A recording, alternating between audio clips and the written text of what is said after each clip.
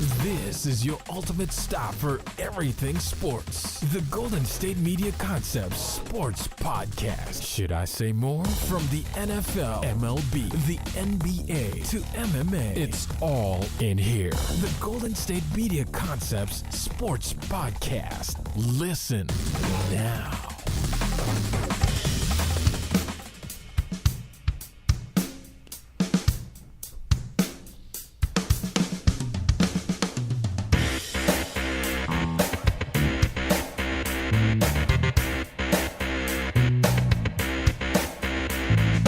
Thank you for listening to the Golden State Media Concepts Sports Podcast. We discuss everything in the world of sports. As always, I'm Ben. And I'm Alex. And I'm Anthony. And we're back here on a Wednesday. Yes. Feeling good on a Wednesday.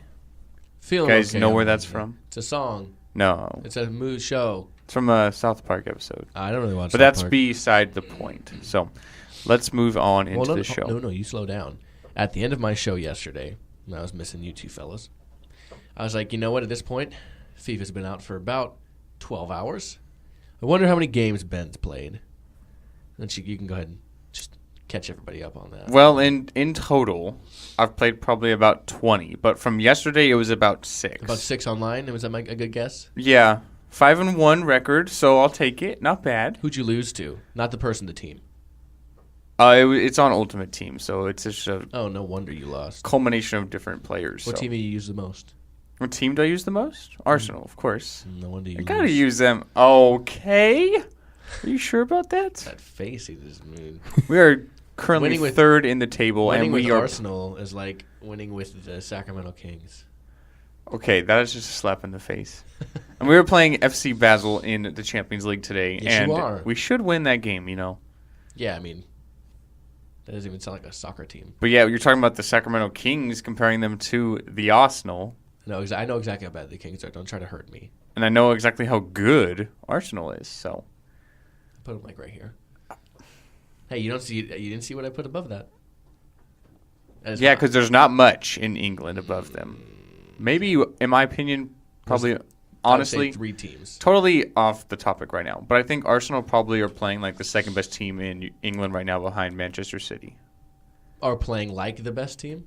Second I'd best say, team? like, if you're doing a power rankings, I put them number 2. I put Tottenham number 3. Tottenham. And if you're unfamiliar, So unfamiliar. Tottenham is currently second Okay. in the league team on the league table. They are right after Manchester City, followed by Arsenal. Right. Yes, it's only a 1-point differential. That's like saying, he's pretty much putting the third team over the second team. That's not how math works. Nope. it's power rankings. It's It power doesn't- ranking / it's not- favoritism. No, I'm not being biased right now. They deserve to be in third place. I think Arsenal Look at are their playing points. better right now than Tottenham. Yes. Tottenham's a better team because it's a weird sentence. They're a worse team. They're not as historically great. I don't think they have as good of a squad as Arsenal. Yet they're playing better. I wouldn't say so. I don't think Tottenham has played Tell that to the nearly table. the competition that Arsenal have. Tell it to the table.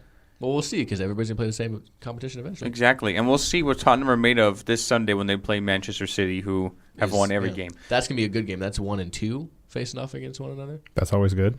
Yeah, it's gonna be a solid matchup. They play on Sunday. You said. Yes, sir. Yeah, I should get up and watch that one. You know who else plays on Sunday? Yeah. Teams in the NFL. Yeah. But one guy who will not be playing on Sunday For the foreseeable future. is J.J. Watt of the Houston Texans. So J.J. Watt re-injures his back, which kept him out for most of the summer. Sort of a speedy recovery to get back this season, Nice. No pun intended. Sure. So he returned after about 8 weeks from surgery. And then the first 3 weeks, we could all agree he did not look like the same player. He did not look like a shell of himself. It was a dominating game. So now he has re-injured his back, and reports are that he's going to be put on injured reserve, maybe be out for the rest of the year. Yeah, there's no definite timetable for it, but apparently, so he'll be eligible to practice after 6 weeks, so he's at least looking at week 9, which means he could be back November 27th, which they'd be playing the Chargers. But, I mean, yeah, backs are tricky, especially with linemen. You have leverage and you have that engaging, stance. It's really strains your back, and excuse me. Yeah, I mean, who knows if he can injure it worse at this rate, honestly. So are we all in agreement that really he just got rushed back way too early? Yeah, Yeah. I think so. Yeah, basically they were wondering if he was going to play, to start the year, and then, oh yeah, and I'll be totally fine.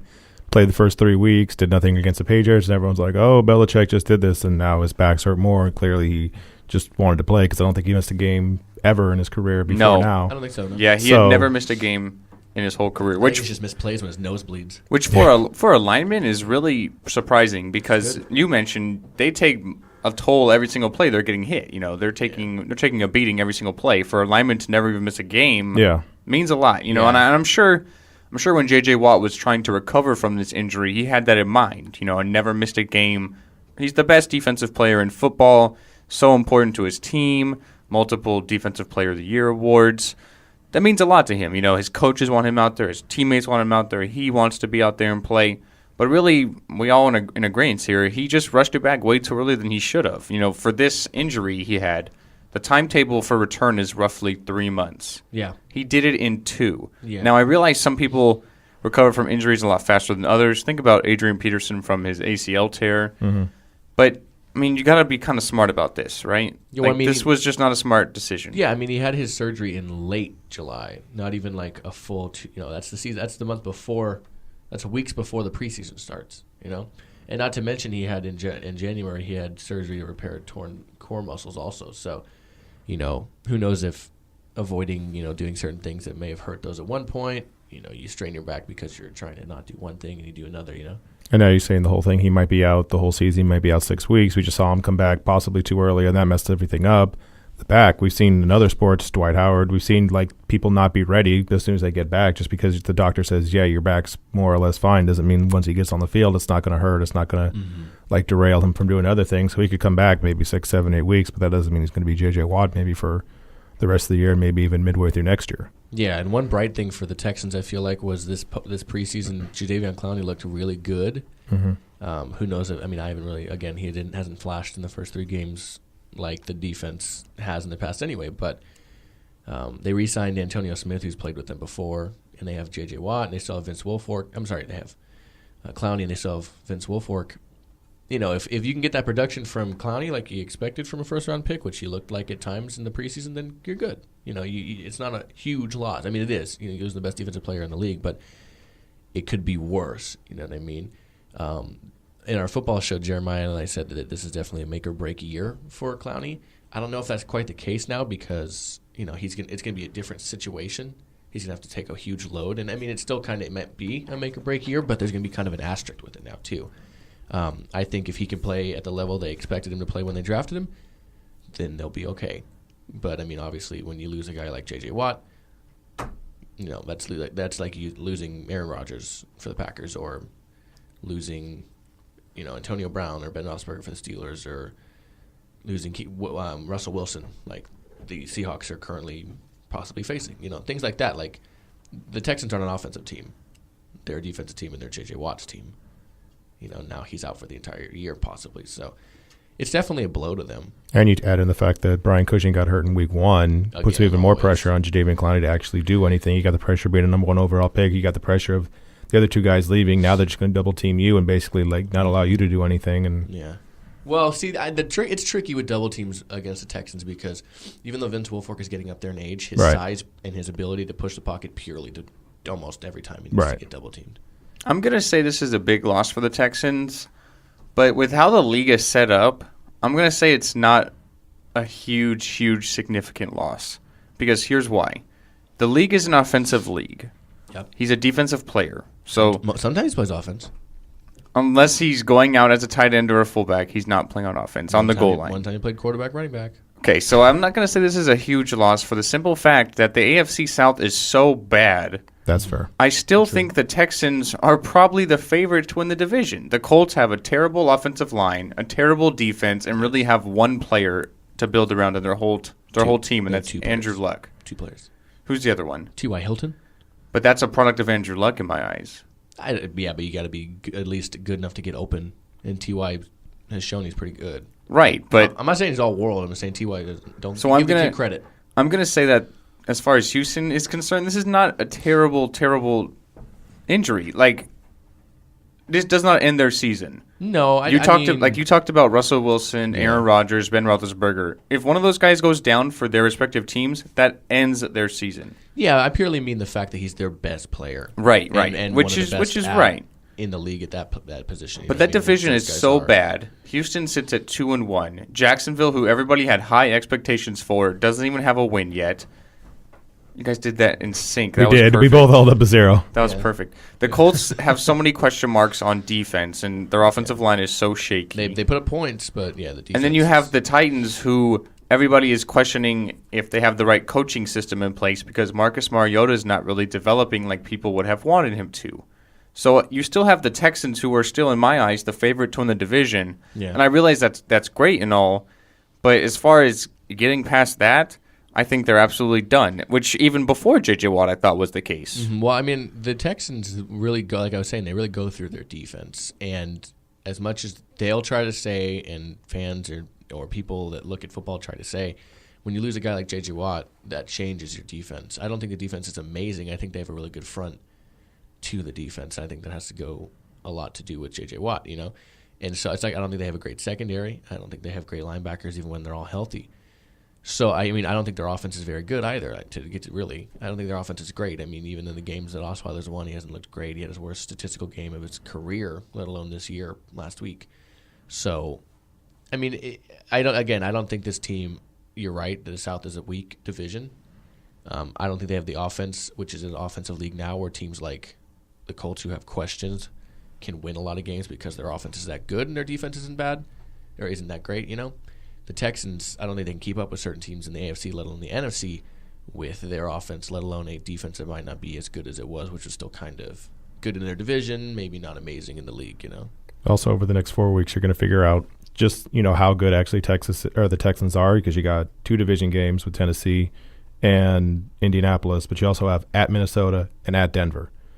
Yeah, that's going to be terrible. That could be straight. I'd say at best 2-2. I don't see them beating Minnesota nor Denver. Especially are they playing on the road in those games? Yeah, it's both at Minnesota and at Denver. Those are losses. Those are losses. Oh, what if Osweiler comes in and throws like 300 yards? He does like Trevor Siemian and just lights it up against the Bengals. Hey, he looked great this weekend. He did. That's why I'm giving credit where it's due. That's what I'm saying. He lit him up this weekend. He lit him up. He knocked him down. So as far as Watt goes, we're not sure if it's going to be something where it's surgery again or just sort of rest and relaxation. But I imagine if he's out like this, they have to be doing something. It's got to be surgery again, right? Procedure. I imagine so. But we still aren't sure. We'll have to wait and find out. I mean, Ed Warder says he believes he'll miss this entire season. Mm-hmm. But with the players so important to your team, you would think that maybe you would be more cautious this time around because you weren't the first time and maybe rest him the whole year because you rushed him back already. Mm-hmm. I realize what he means to your team, but you have to think about more than one season. You have to think about the next 5, 6. Especially with your franchise player. That's what I'm saying. So you probably have more caution this time and not rush him back and say, okay, we made the mistake this time. Let's not do it again. Let's make sure you're completely healthy, whether it's in 8 weeks, 10 weeks, or the end of the season. Let's not take any chances this time around. Depending on where we are in the standings or how we look as a team, anything like that, because we have to be thinking about for the next 5-6 years, which I don't think they were in this situation, nor was J.J. Watt really. Mm-hmm. Obviously, like I said, he never missed a game in his career. He wants to keep that intact. He wants to be out there for his team. He's a leader. He means a lot to the organization. He wants to be out there playing. He doesn't want to be on the sidelines. So while the doctors may have cleared him to play or practice, he's the one who solely has the determination and knowledge of, is my body ready right now? Yeah, and he might have said yes, and he might have thought he said yes, but really, in reality, the answer was no. I mean, even if he was playing this entire time through these injuries too, I mean, he wasn't amazing, but he still had one and a half sack, and a fumble recovery in one game. So clearly, even when that dude is hurting, he's pretty good. And to your point about long-term, of all the talented people on offense, be it Will Fuller, DeAndre Hopkins, whoever, like the oldest ones are 25, and that's Osweiler and what's his name? What position did he play? Running back. Lamar Miller? Lamar Miller, yeah. Yeah. They're both 25 years old. Fuller's a rookie, and Hopkins is 24. So they have Alfred Blue. I just forgot. Is he even there anymore? He's their backup still, yeah. Alfred Blue's still there. Yeah, still the backup. But yeah, all the team is young, so it's not like you have to you have this little window where it's 1 or 2 years. You can do this for the next 5. Mm-hmm. Right. So I think they'll probably be cautious with him. I still think they have a good shot at the division because the division is just so bad, and then we'll have to just sort of go from there. But I think you're going to have to lean more on the offense now because the defense is going to be so impacted with the loss of Watts. I think the offense maybe has to step it up a little bit. Yeah, I mean, like you said, too, Houston's playing Tennessee, and Indianapolis playing Jacksonville, too, so that can even set this division. If the Houston can win, they're really sitting, that'll be, say Houston wins and Jacksonville wins, right? That's 1-3, 1-3, 1-3, and 3-1. And they'll really be... Gives you a little cushion. Yeah. For those games you probably will lose in Minnesota and Denver. Yeah. Who'd you say they're playing in between? Indianapolis. Okay, so back to back. And you got to think about if the Texans are playing Minnesota and Denver, then so are the other teams in the division. So Right. Yeah, they're all playing this. They're all playing the same schedule, the same Exactly, division foe. So you got to think that the other teams are going to drop games as well. So Yeah, except for Andrew Luck. He plays well in Denver for some reason. they did lose. Always though. does. They already did lose to them. I know, but I'm just saying, like, if they had to bet on that again, I would have been like, I could see Denver win, or I could see the Colts win. He always plays well there. Other teams, no, I don't think Jacksonville can beat. He Denver, seems to play well everywhere. He's a good quarterback. He just needs something around except him. for Foxborough. He just needs something No one around plays good in him. Foxborough. Huh? No one plays good in Foxborough. That's not true. Who? Who am I thinking of? Like Peyton? Peyton didn't play good in Winter Foxborough. Yeah. He didn't play good winter anywhere. It's very true, except for his dome. But that doesn't count. Yes. He's in a 70-degree dome. He's not in No, I'm 20-degree weather. I'm saying in the winter, if he went to domes, he typically is playing well. I forget there was. I'm trying to think of a quarterback that had like a really good record in Foxborough. I'd have to look it up in the break. You want to take that break? Let's do it. Let's Take the break. Let's take it. All right, so we'll take our first break. We'll come back, and I believe we're talking baseball. Yeah, Ben? Yes. Oh, Yep. excited. We're going to step up and hit a home run on our next segment. Okay, you saved that first. I was just like, you're leaving a lot to the imagination. And you closed it, though. You closed it there. Got to wait for it. You're a closer. That's a good one. You're welcome. Okay, we'll be right back here at the Golden State Media Concepts Sports Podcast. Tired of searching the vast jungle of podcasts? Now listen close and hear this out. There's a podcast network that covers just about everything that you've been searching. The Golden State Media Concepts Podcast Network is here. Nothing less than a podcast bliss with endless hours of podcast coverage. From news, sports, music, fashion, cooking, entertainment, fantasy, football, and so much more. So stop lurking around and go straight out to the Golden State Media Concepts Podcast Network. Guaranteed to fill that podcast itch. Whatever it may be. Visit us at www.gsmcpodcast.com. Follow us on Facebook and Twitter, and download us on iTunes, SoundCloud, and Google Play.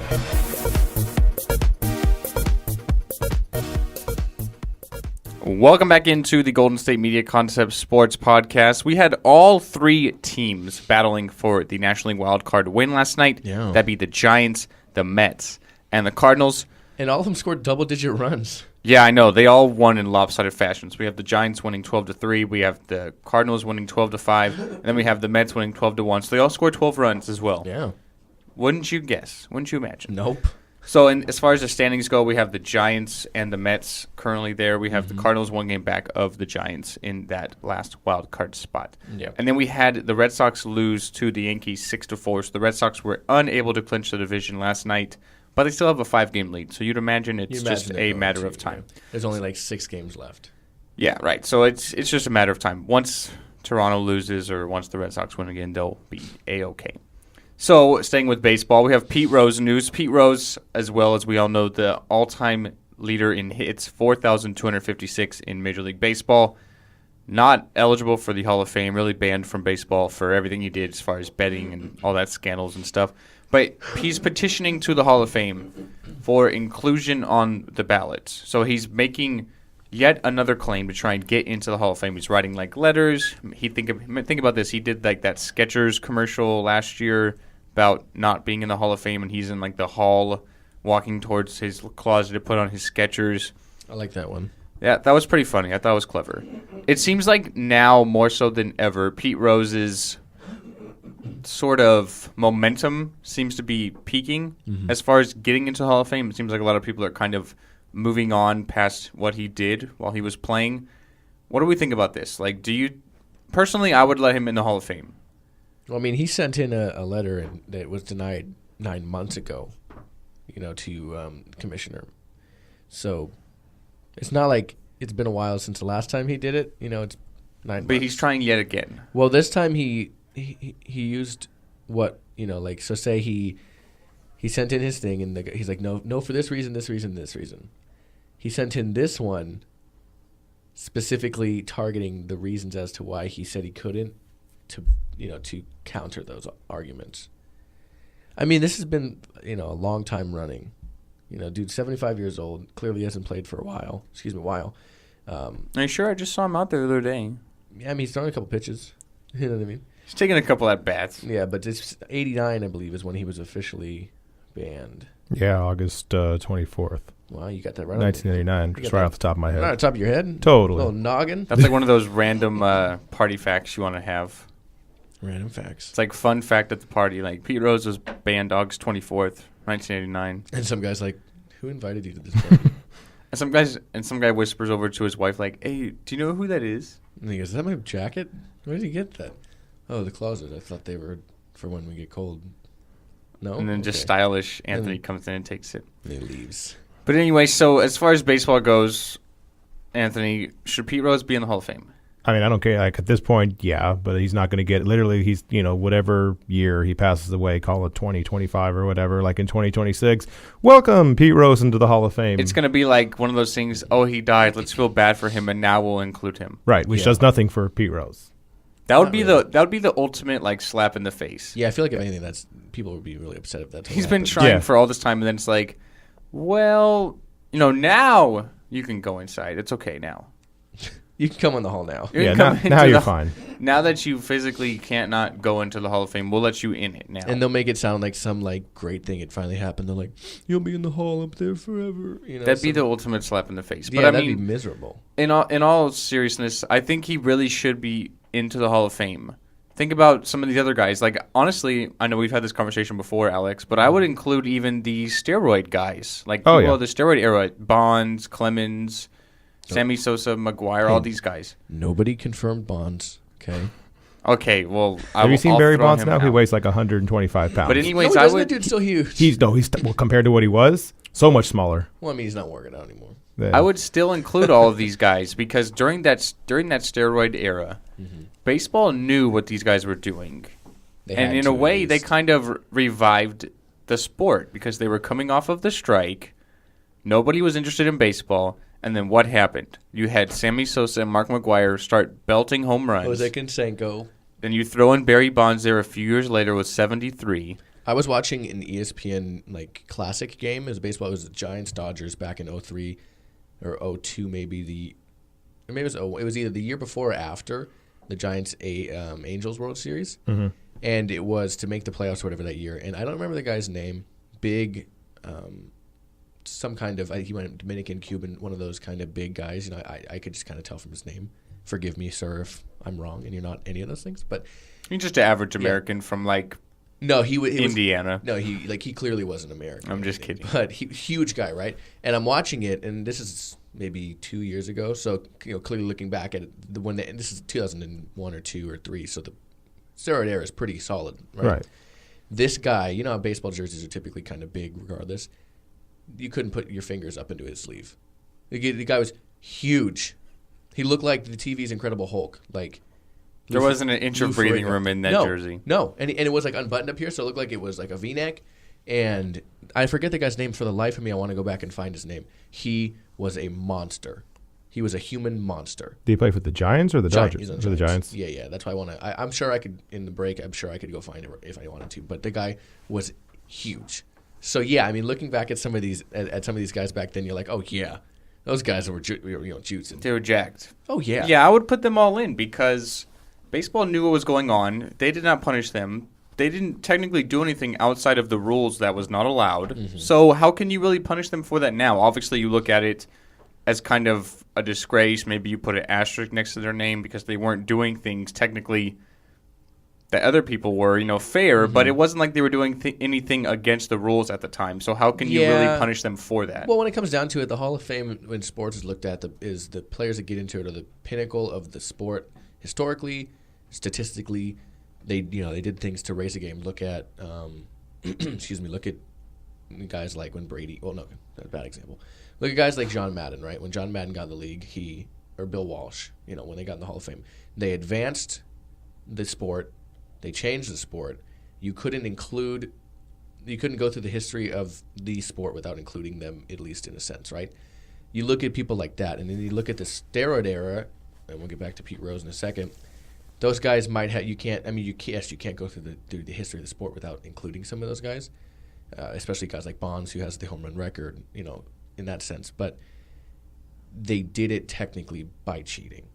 You know what I mean? So right, and I think they're that's included for all these records because they cheated. But I think that's why they won't get in. Yeah. But honestly, I would put them in because it all depends on the writers. Mm-hmm. But I don't think they'll get in because of that.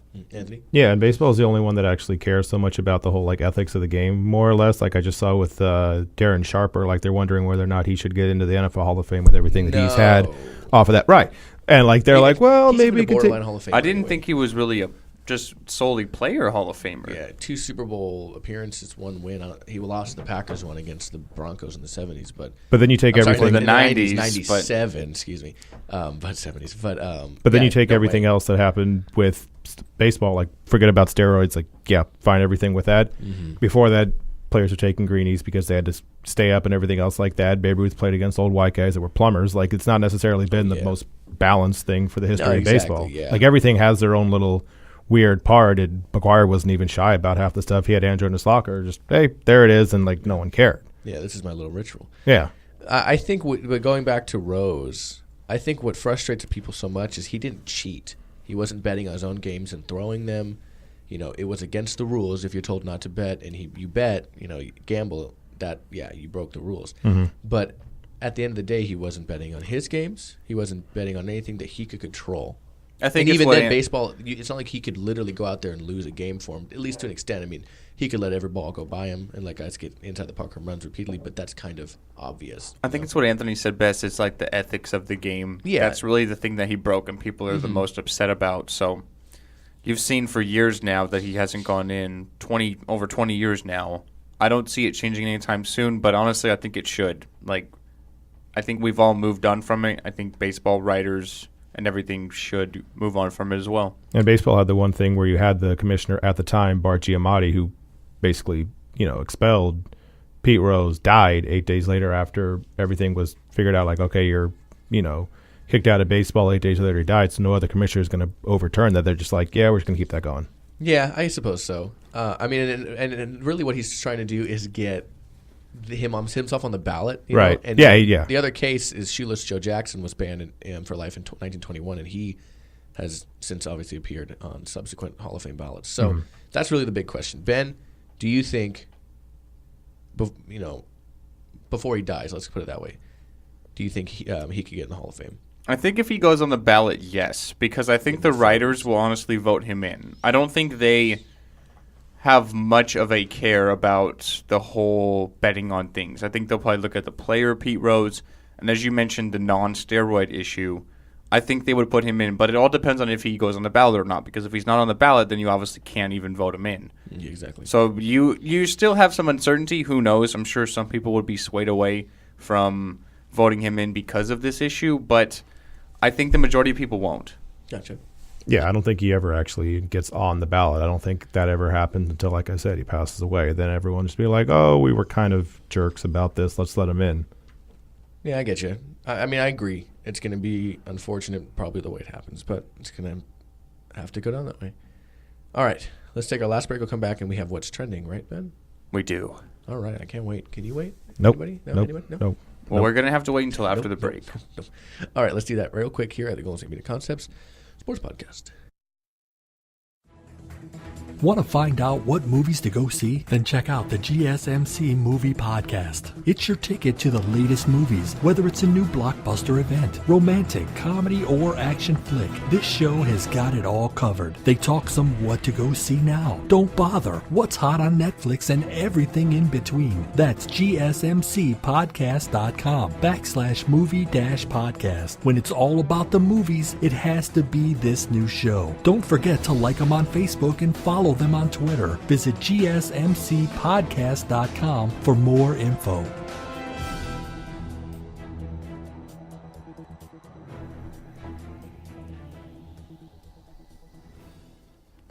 And welcome back to the Golden State Media Concept Sports Podcast. All right, so we've talked about Pete Rose, we talked about the NFL and J.J. Watt, so now we're kind of do the more trending things that are around sports. Yes. Start off with mine. So last night, Yankees-Red Sox had a game. Everything's pretty normal for the most part. The Yankees won 6-4. That no one cares.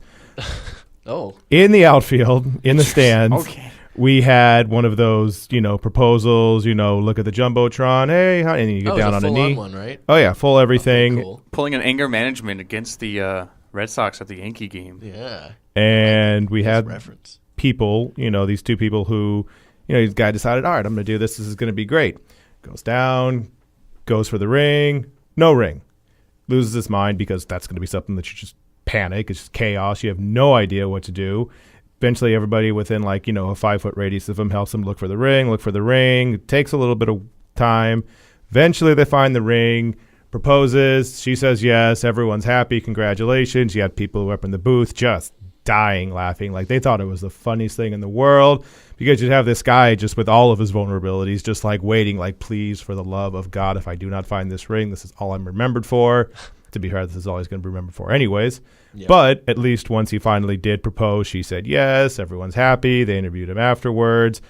All fine. He ruined the element of surprise. He did ruin the element of surprise. So I saw this, and I had 3 big takeaways. Number one, when he lost it, the look on his face was, and I would have the exact same. He looked like someone had just stolen everything from his house, and he was looking for the last bit of things to pick up. Right. He had this look on his face oh my God, I spent a fortune on this on this ring, and now it's gone.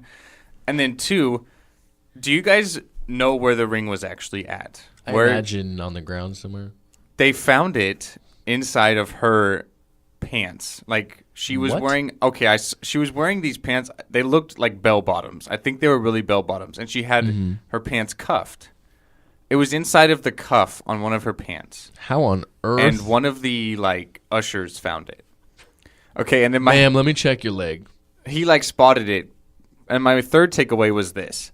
Imagine if she would have said no. He goes through all this time, takes her to a Yankee game, plans this proposal, he loses the ring, finds it, and then all of a sudden she's not really. She goes no straight. Thanks. She goes straight away team homers and throws it back on the field. That would have been the worst, literally the insult to injury. Just nah, no thanks, man. Not really interested. You got to leave at that would have been point. pretty horrible. That would have been terrible. Yeah, you got to get up and go. Yeah, if you're the guy, you're just all right, that's cool. And just interfere with a foul ball so somebody kicks you out. So you just run onto the field. All right, I'm going to jail now. That's nice. Yeah, all right, I'm gonna spend the night this. in the jail. I thought that was just the funniest thing.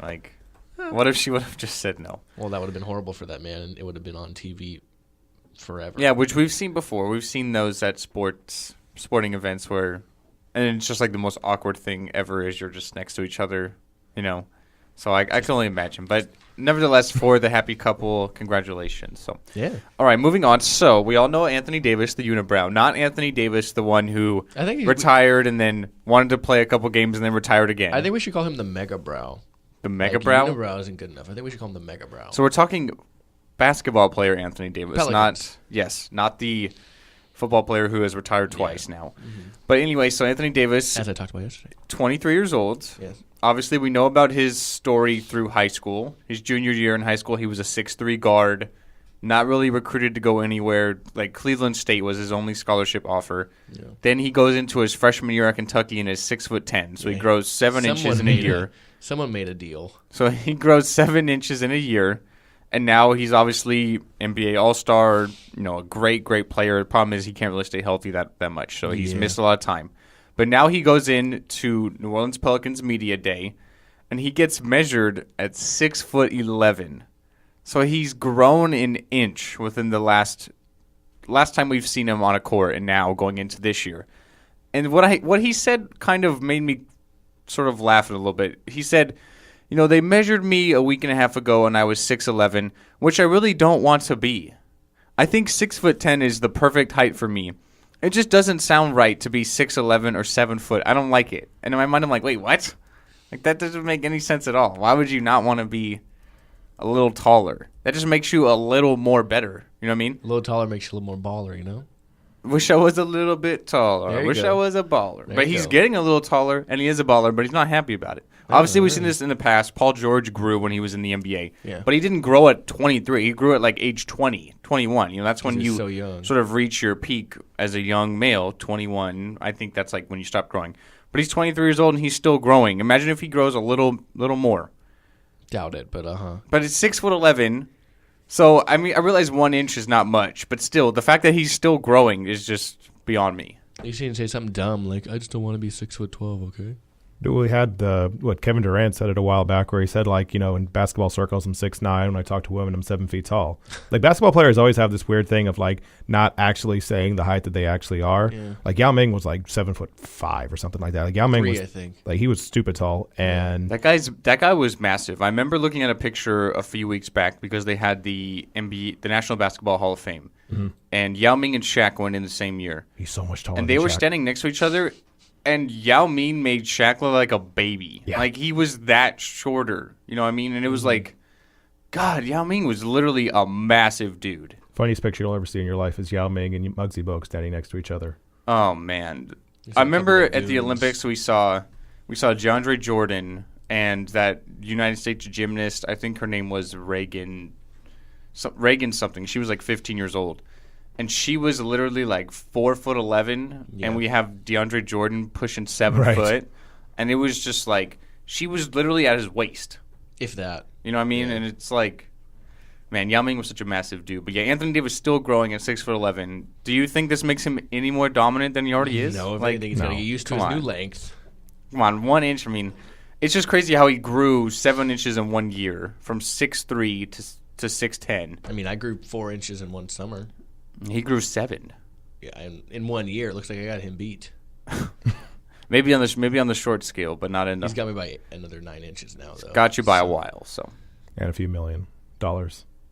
And just a few. It's a few. You're getting there, buddy. Don't feel bad. One less brow. Boom. Got him roasted. Got him. All right, let's move on to the last one.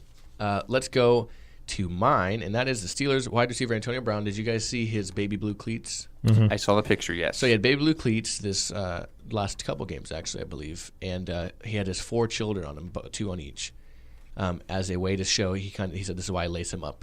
He's very big on family, and they're kind of ugly cleats in the sense of the color scheme. I like the idea, and the kids are on there very well done and everything, but typically your cleats are the color of your team.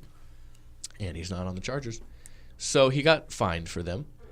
He got fined the first time.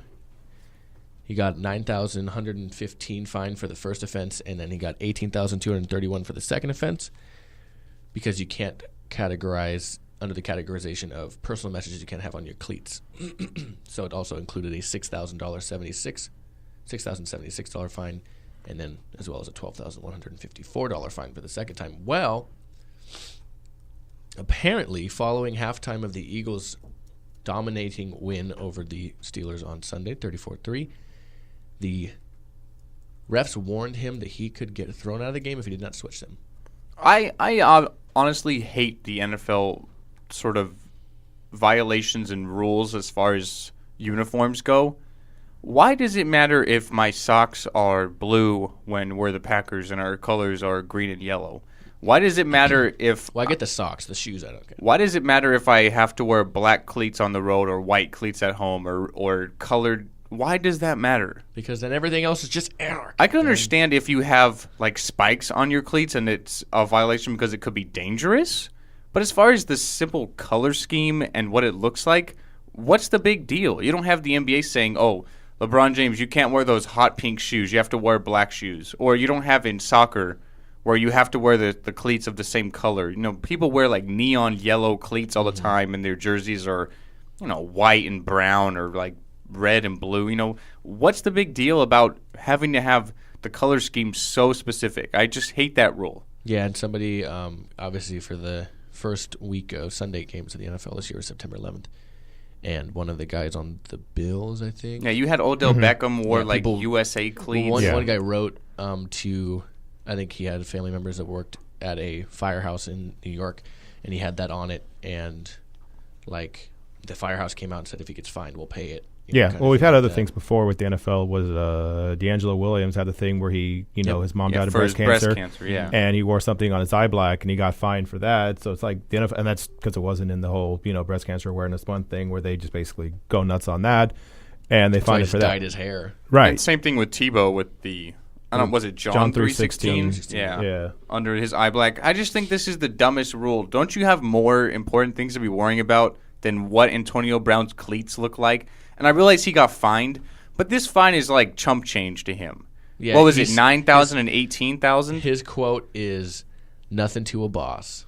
That literally puts it best. Like, he gets fined $27,000 between 2 weeks, plus his twerking touchdown celebration fine. Yeah, like his triple I could understand that because you might have a certain demographic watching the game that might not be okay with that. But as far as the cleats go, like, what is the big deal? I don't know, man. I just think this is the silliest rule in the NFL. We'll have to see if he goes and tries to wear them again, because they'll find him. I don't know what the third offense is. Personal messages is 6,000 for the first, just over 6,000, 12,154 for the second. I imagine the next one, if it doubles, is going to be upwards of 18, unless it doubles the original one, so 6, 12, 24. Right. But we'll see, and if it happens, I'll let you guys know next week on our What's Trending again. But we got to get going. We got to get going. So, as always, I will be back tomorrow with Anthony. Ben will be just leaving us again. But if you want to listen to Ben. Not by choice. I mean, you could be here if you want. Yeah, you could be if you want to. But just kind of stand in the corner. Just yell. True. But if you want to listen to Ben, you can always find us on our older shows as well as the Monday, Wednesday, Friday shows. And then Ben, of course, does baseball and soccer with me, baseball with Jeremiah. But you can go on our website, gsmcpodcast.com, and find all of those shows plus many more on the portfolio of shows on that website.